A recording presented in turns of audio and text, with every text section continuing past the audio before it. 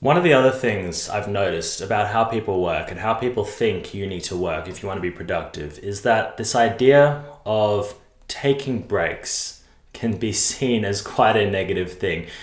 People think about the idea of, disappearing for 2 hours during the day to go and meet up with a friend or going on a 30-minute coffee break in the middle of the day is actually something that's detracting from your work. And people really believe that if you're not working the whole time, you're actually being unproductive and you're actually being lazy, perhaps. And this is a mindset that I've seen creeping through. And it also comes back to this idea of sleep as well.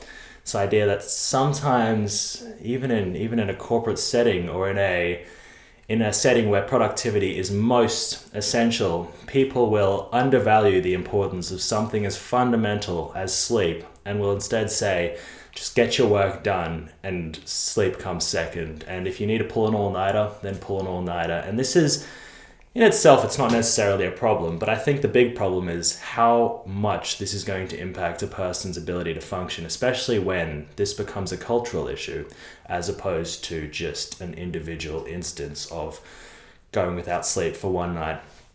And I'd like to talk about this idea of recovery. We're basically going to focus on why recovery is so important and why it's not necessarily such a bad idea to take a break.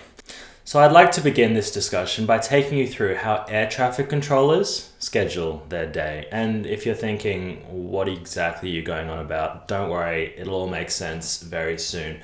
Essentially, air traffic controllers have a role where they control the and guide the flights that come in and out of an airport at any given time. And any mistake during this context can obviously be very, very problematic and can lead to disastrous events. So it's very important for these people to be as focused and as productive as they possibly can be at any given time. Then, if we start to look at how they schedule their day, you might notice it's not exactly the same as how perhaps you or anyone else would schedule their day. I'll take you through it. This is just an example of how some air traffic controllers would schedule their day. So they would start by spending 40 minutes on one particular task. And for example, this might be communicating with the pilots as they're landing the planes. And it would just involve speaking to the pilots saying, you're cleared to land, you're not cleared to land, you need to do this, you need to do this. That would be the first 40 minutes of their day. Next, they would spend the next 40 minutes just planning routes. So no communication with the pilots, just planning the routes and who's going to come in when and how exactly everything's going to run during that particular day. And then the next 40 minutes, they would be on a break, okay? And then this repeats, 40 minutes, and then a 40-minute break. And you might be thinking to yourself, what? That is a very fast turnaround. These people must be having like 3, 4, 5 breaks a day, and their shifts only go for 7 hours in total. So this actually suddenly sounds like quite a nice job to have because there's so much break, reasonably short days, and you got to wonder why. The reason is because it is just so vital for these people to be focused and for them to be productive during their day. And psychologists, and in particular human factors experts, who specialize in how people interact with the systems around them, they realize that the attention span of a person before they start to become a little bit unproductive, before they start to have their mind wandering and they start to lose focus is about 40 minutes. And then after that, you run into quite a few issues and you can risk potentially losing concentration and becoming unproductive. And you might be thinking to yourself, yes, okay, that makes sense if you're an air traffic controller, but myself, I work in a field that does not require me to be 100% focused all of the time.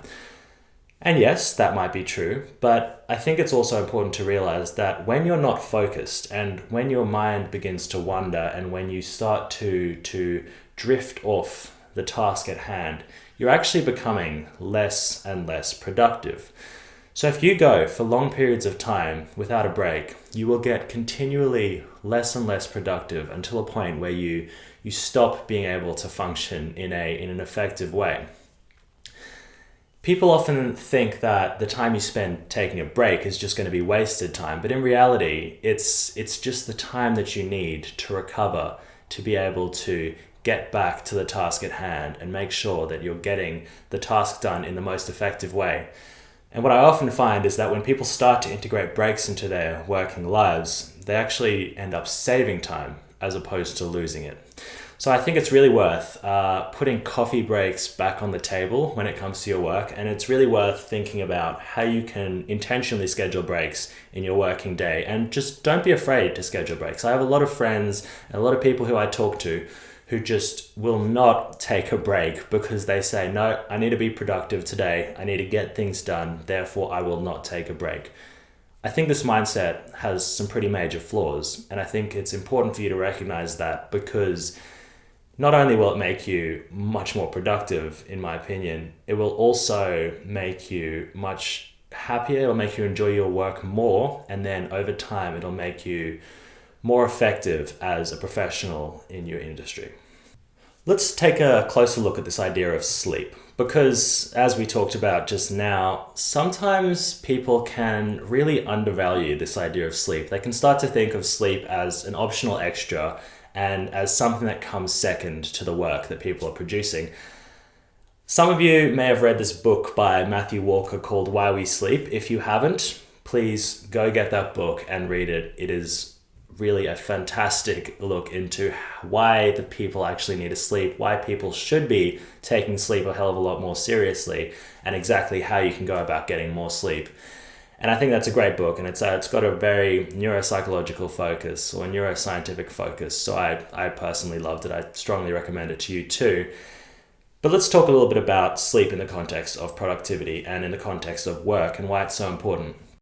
So you've probably heard that if you don't get enough sleep, you're going to have reduced concentration and you're going to be a little bit tired throughout the day and you might not be as productive as you want to be. But I don't think people quite take this seriously enough.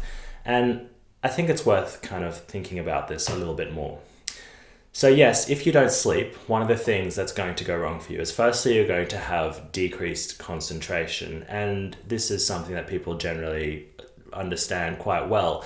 This idea that when you lose sleep, you become a little bit less concentrated and you become a little bit less able to focus for long spans at a time. And people generally get this idea, but I think it's worth thinking about exactly how this is going to impact your work. Because if you can't focus properly, the amount of time it takes you to perform a task will actually increase dramatically.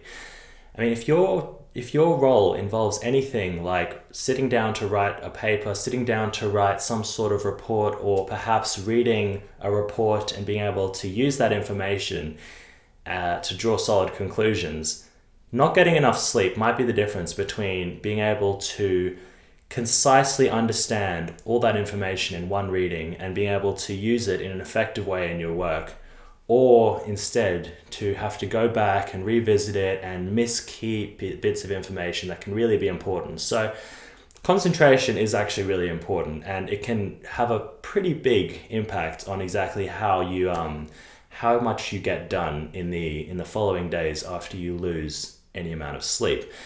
But this isn't where the story ends, because another thing that a lack of sleep tends to bring out in people is this emotional reactivity. And by this I just mean when you don't get enough sleep, you become quite irritable. You become, if someone says something to you, you will be quite quick to respond in a negative way. And if you end up in a situation that is conflicting, or that you end up in a conflict situation, you are more likely to respond in an emotionally reactive way that can damage your relationship with the person that you're interacting with.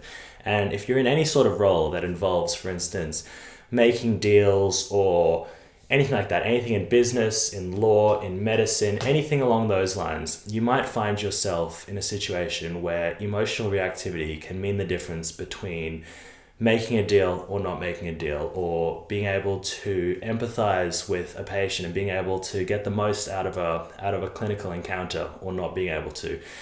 So I think it's really important to think about sleep in that way as well. And the final thing I would just mention when we talk about sleep is just, if you don't get enough sleep, not only will you be more reactive and less able to concentrate, but you'll also be fundamentally less able to recognize emotional signals in others. If you're this is obviously a major problem if you are in the field of psychology like I am, but even if you're not in a field like this, your inability to be able to read people in an effective way is going to have a negative impact on your ability to interact with people, whether it's in your business, or whether it's clients, or whether it's patients. So sleep is really important for a bunch of reasons.